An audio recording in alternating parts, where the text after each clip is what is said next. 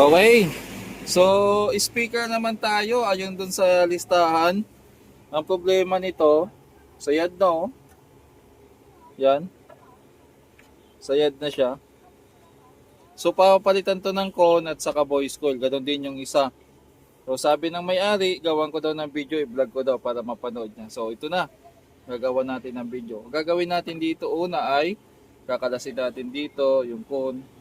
Tapos, titingnan natin kung anong mangyari. Ilagay ko muna yung camera, sit up natin. Ito, kung sakaling pwede nyo namang ingatan. Pero ako papalitan ko naman kasi yan ng panibago kaya okay lang. Pero kung nagtitipid, dahan-dahan, pwede namang yan. So anong size ng na to? Siguro pinakamainam dyan, kalasin ko lahat. Kalasin ko lahat para matanggal. So sa ganitong procedure mga boss, kasi papalitan naman ng con, okay lang na masira. So pwede mo nang hiwain dyan.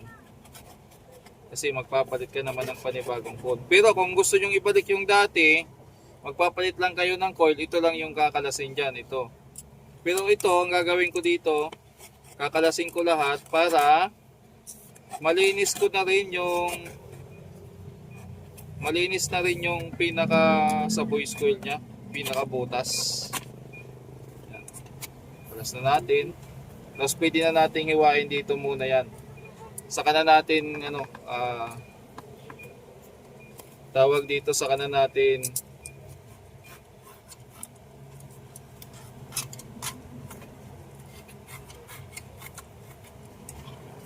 so take note yung ganito kapag papalitan lang talaga ng con. Yan. So pwede nating kalasin ito dito ng buo. Tapos ito naman pwedeng din na lang ilalagay dyan. Ay, kumampas na. So wala pa kasi akong blower or pang-init, kaya yan muna ang ginagamit kong pangkalas.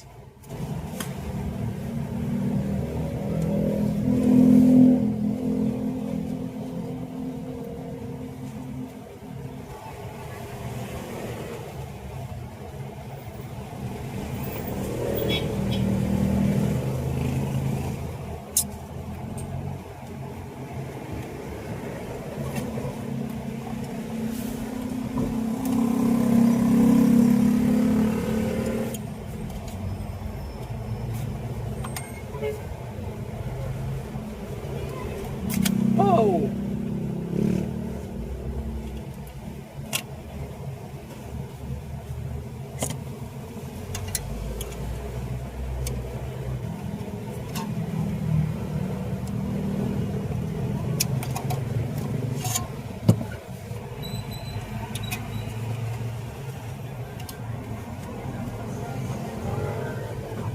So ito yung nangyari sa kanya. Kaya sumayad oh. Ayan oh. Ang tindi ng kain. Talagang lilihain natin yung paligid na to. So kung dito siya sumayad, itong part na to dito. Ayan oh. Tingnan nyo naman yung i-repair natin. Sunog. Sunog talaga. Nagdikit. Okay. So mahaba-haba na itong video. So dito ang gagawin natin ay lilinisin natin to, pero ito muna tatanggalin natin. So meron tayo ditong thinner kabilaan. Yan yung gagawin natin. Tapos hihiwain natin to. So dahan-dahan lang. Pwede namang dito sa gilid lagyan. Yung foam kasi madali lang kalasin. Matagal lang dito yung maglinis talaga nitong ito dito matagal kasi gaganunin mo talaga yan. Sa isa hanggang sa matapos. So, ganun na gagawin natin dito. Hindi na natin papahabain kasi ganun lang naman yung gagawin dyan. Yan. Hanggang sa lumambot, kumbaga, lalagyan mo lang ng ano, pwede namang ano, may iba-ibang paraan. Ako naman thinner lang ang ginagamit ko pang tanggal.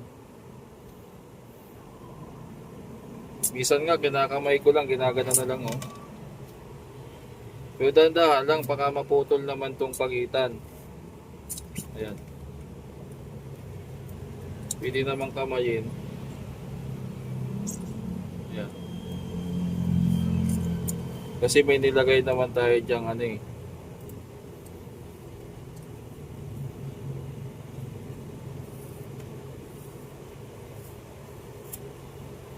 Yan. So matatagalan talaga tayo dito sa paglilinis ng ano. Didiin mo na lang natin kung paano. Dito lang talaga matatagalan yan sa ano. Sa pagkalas ito. Kasi makala to eh.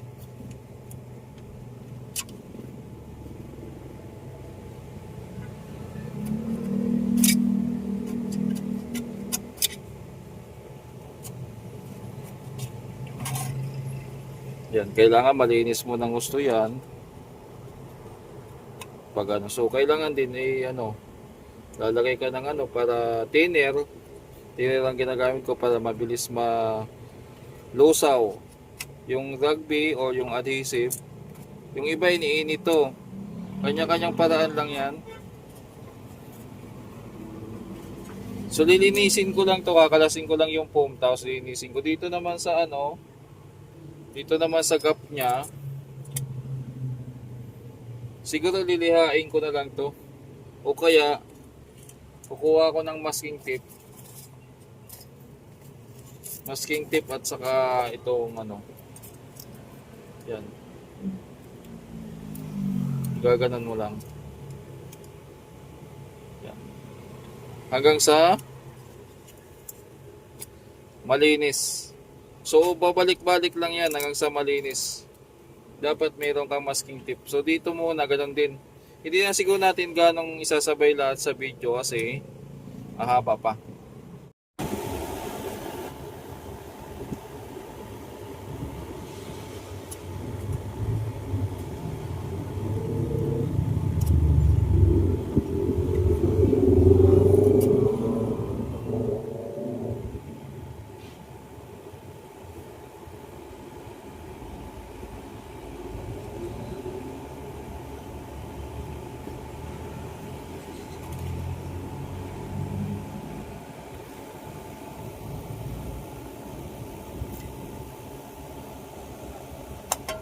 So malapit na mga boss, kunting linis na lang dito na lang sa kabila oh. So thinner lang at saka ano, pang tapat natin diyan sa mga ano na yan, kumapit na pandikit. Kunting ano lang, kunting push lang. Mas maano na siya, mas tatanggal na yung kapit ng ano. Tulad nito. Oh, di ba? Ganun din dito. Medyo tumigas. Ganun lang ang gagawin natin dyan hanggang sa maubos na yan. Ayan o. Yan.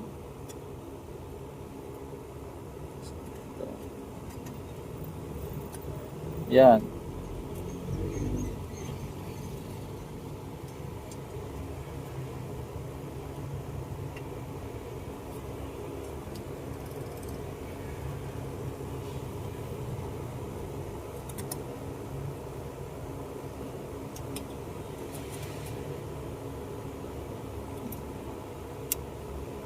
Hawak ko yung camera tapos nakatutok tayo.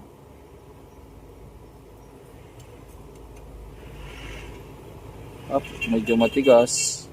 So ganun lang. Ganun lang gagawin natin dyan hanggang sa malinis.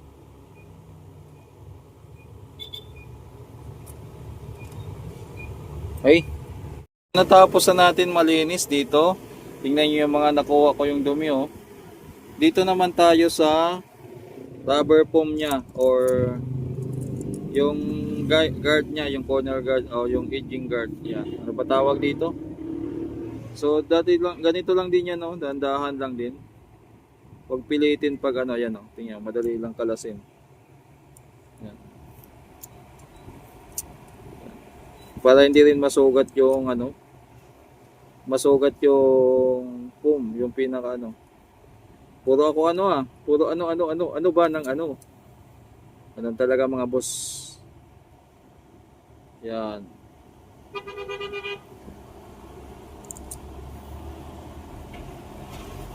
Yan, madali na lang tanggalin. So ganun lang. Demo lang para makita din. Yan lang ang ginagawa natin dyan. Hanggang sa matanggal na natin. Tapos mag-iingatin na siya. Pwede na uli. So nalinis na nga natin mga boss. Ngay dito sa paligid. Nakuha natin yung size 49mm. Yan. Problema, hindi ko pa to matatapos agad kasi isang voice coil lang yung nandito. So kailangan natin mag-order pa ng isa pa. Pero kailangan i-clarify na muna natin to. Yung pigtail at yung ano ba to. Kalasin din natin yung isa kung parehas din para makapag-decide tayo kung anong gagawin. Para maano natin kung anong dapat gawin dito kung pantay. Kasi parang nag-ano na rin to, nasira na rin tong damper. So tingnan natin yung isa pa. Pag mag-order ako mamaya. Meron akong cone, dust cap kung sakaling hindi na umubra to, meron din akong para may pamalit. So ayan na mga boss, yung yung isa na lang kasi voice coil natin, gawin na lang natin tong isa. Nag-order na ako. So dito para ma-sure natin na walang sayad, ang ginagawa ko, 'di ba naglalagay tayo dito sa loob ng maingay yung pinapanood ko ito. Naglalagay tayo dito ng pang-ipit sa loob para sigurado na hindi sumayad yung loob. Tapos dito naman sa labas, dino-double check din natin yan dito kung may gap pa siya, yan. Kailangan magalaw to kasi pag sumabit to or ibig sabihin sa labas may sabit. Tulad nito nangyari nga sa na sumabit. Ayan. So dito naman, tinanggal natin yan. Tapos, hindi na natin tinanggal ang lahat ng low. Inano lang natin, grinder lang natin yung palibot para kumasya yung butas. Para pag sinakto natin dyan, madali na. So yun na muna ang gagawin natin dito mga boss.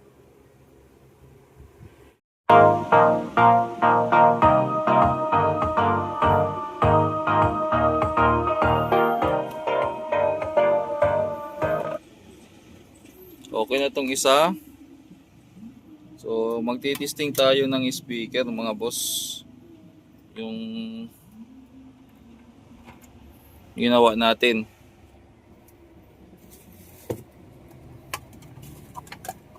Para makuha na ng customer. Okay. Ito yung isa.